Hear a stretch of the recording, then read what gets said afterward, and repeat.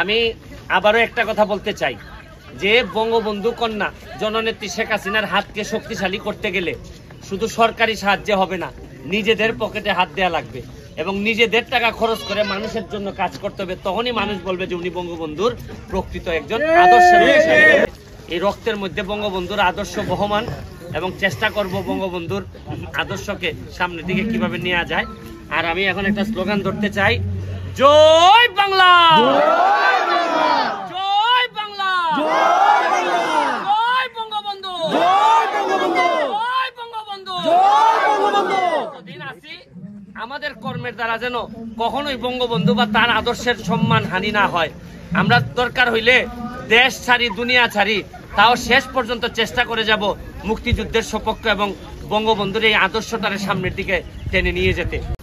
আল্লাহর সহযোগিতায় আমি আজকে এমপি হয়ে গেছি। আজকে উদ্বোধন করতে আসছি। এটা সুরমা ব্রিজ। এত বড় ব্রিজ আমি আগে কখনো বানাই নাই। এটা আমার প্রচন্ড সাহসের ফল ছিল যে আমি ব্রিজের কাজ ধরে ফেলবো। আমি একটা কথা আপনাদেরকে বলতে চাই, আমি সারা জীবন ছোটবেলা থেকে এখানে যারাই আছেন বেশিরভাগ আমি আমার কথা বলতে পারি যে ছাত্রলীগ দিয়ে শুরু করছিলাম ঢাকা বিশ্ববিদ্যালয়ের জসিমউদ্দিন হলে। আমি বঙ্গবন্ধুর আদর্শকে ধারণ করি এবং এটারে বহন করি। এটারে আবার সামনের দিকে টেনে নেওয়ার জন্য বঙ্গবন্ধু যেভাবে নিজের খেয়া সারা দেশের মানুষের জন্য করছিলেন, এই অনুপ্রেরণার সাথে নিয়ে আমি নিজের চেষ্টায় কাজ করে গেছি। আপনারা জানেন এমপি হওয়ার আগে আমি 49টা ব্রিজ বানাইছি।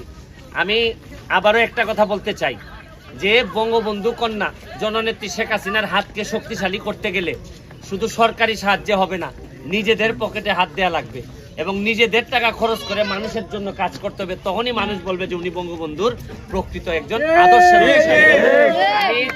আমি আর কথা বাড়াবো না, সবার প্রতি দোয়া এবং সহযোগিতা রইল।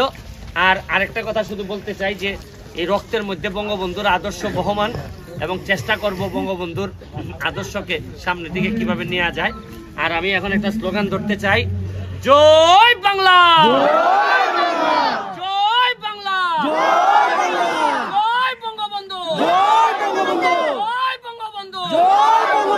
যতদিন আছি আমাদের কর্মের দ্বারা যেন কখনোই বঙ্গবন্ধু বা তার আদর্শের সম্মান হানি না হয়। আমরা দরকার হইলে দেশ ছাড়ি, দুনিয়া ছাড়ি, তাও শেষ পর্যন্ত চেষ্টা করে যাব মুক্তিযুদ্ধের সপক্ষ এবং বঙ্গবন্ধুর এই আদর্শটার সামনের দিকে টেনে নিয়ে যেতে। আপনাদের সবার জন্য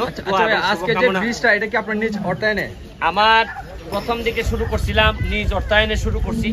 এখন তো আমাকে আসলে আর নিজ অর্থায়ন বলে এখন আর কিছু নাই। যেদিন আমি এমপি হয়েছি এরপরে আর নিজ অর্থায়ন বলে কিছু নাই, এখন পুরাটাই রাষ্ট্রের। ইভেন আমি নিজেও এখন রাষ্ট্রের হয়ে গেছি। যদিও আমি কাজটা শুরু করছিলাম যখন আমি এমপি ছিলাম না, আমার সাহস ছিল, কিন্তু আসলে এখন এমপি হওয়ার পর আর নিজ অর্থায়ন বলে কিছু থাকে না। আমার নিজের ইনকামও এখন সরকারের ইনকাম এবং রাষ্ট্রের ইনকামে। আমি তো ঘোষণা দিছি যেহেতু আর কোনো ধরনের সম্পদ বানাবো না, কোনো ধরনের ব্যবসাতে লিপ্ত হব না। এর মানে আমার যা আছে সবই যতদিন এমপি আছি এটা আমার এলাকার মানুষের জন্য আমি অলরেডি ডেডিকেট করছি। Thank you, thank you. কথা